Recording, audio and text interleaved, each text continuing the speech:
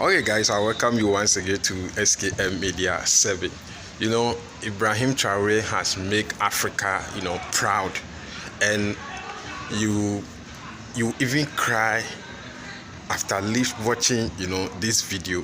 He has sent a strong warning to the General Michael Langley, the American general captain, who recently has came out that Ibrahim Traoré and his men are using Burkina Faso go to enrich themselves, making the people poor, and because of that they want to assassinate him. Finally, Ibrahim Traoré has come out talk about this issue, and this video is trending everywhere. A lot of people are talking about this video. Ibrahim Traoré spoke boldly and called the general that he's a liar. He's a liar. Anything that belongs to Africa or anything concerning Burkina Faso does not concern him and America, and he don't have the right to talk about anything concerning Burkina Faso.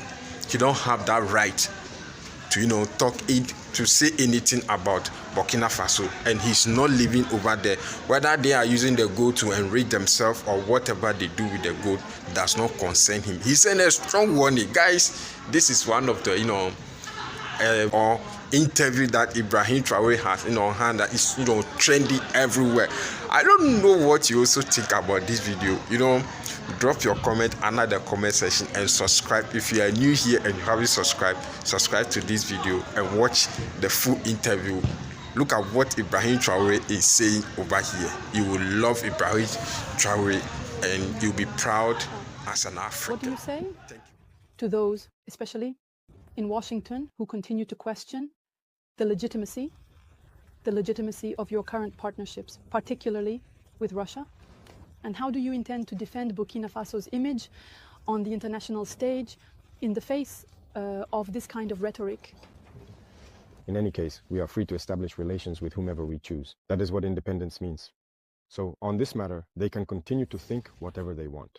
As for us, we will go wherever we want, as long as the partnership can, in any case, be mutually beneficial for both parties. Regarding those remarks, as you mentioned, we protested through the Ministry of Foreign Affairs. That was one thing, but I don't know what happened with that general. There is still a problem, and I would perhaps like him to admit his mistake if he was sent, and to understand that this was not the right mission.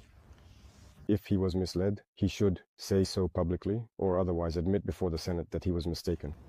Or also, if it was done with bad intentions, well, we will confront him as we should, because everything he said is a lie. And it's really shameful to see an adult lie, to see an adult, a general officer of a great army lie. This is very serious. First of all, he talked about Burkina's gold being used for what? For us, to protect ourselves and all that. First, it's Burkina's gold, it's not his gold. That's the first thing. What business is it of his? It's none of his business. It's Burkina's gold. It doesn't concern him. Second thing, he's lying. Because Burkina never had any gold reserves until we came. We were the ones who started setting aside gold in the treasury of Burkina Faso. Otherwise, there wasn't a single gram of gold reserves in Burkina. So that means he's a liar, again. And another thing, when he says that, we use it to protect ourselves and all that. We're free. If the people have decided that we should govern them, we have a duty to protect ourselves. So we are free. What business is it of his? And the part that hurt me the most, not because he's a general or because he's American or anything like that, but because he's black. And it really hurts to see a black man being used to fight against another black man. And this didn't start just now. It has to stop. You see, it's very dangerous.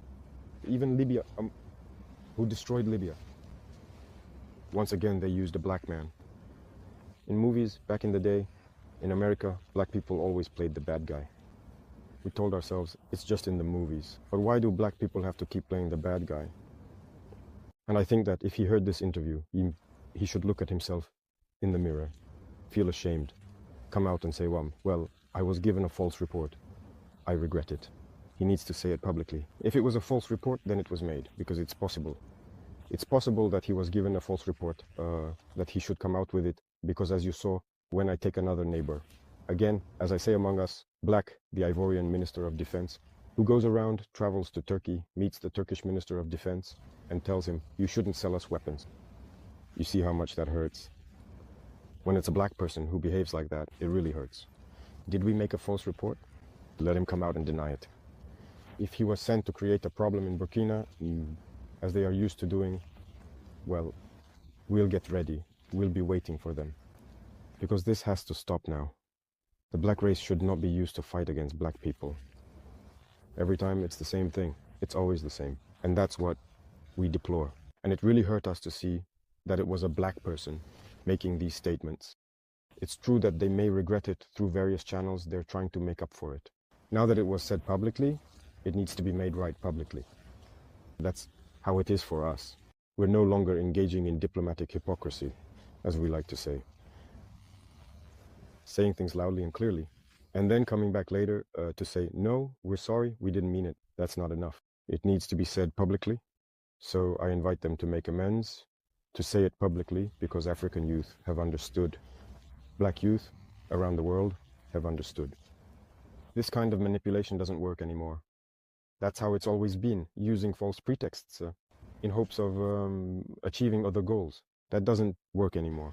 So it's unfortunate, but Burkina Faso is staying true to its path. We will continue to develop. And he forgot to mention everything we are doing for Burkina Faso. What we are doing, no other regime has accomplished. That's it, the socio-economic development of Burkina Faso, who has done, look, we are building many health centers, equipping them with medical devices for examinations and lowering the costs of medical tests. Which regime has done the same? No one. We are taking action in agriculture, plowing farmers' fields for free. Our production is increasing and everything. Who has done that? No one. The army. We are creating a new army, and the Burkinabe army has never been as well staffed and equipped as it is now. Who has done that? No regime. When it comes to employment, no regime has created as many jobs as we have. Industrialization. Maybe that's what bothers them. That's what they want to stop. So they have to make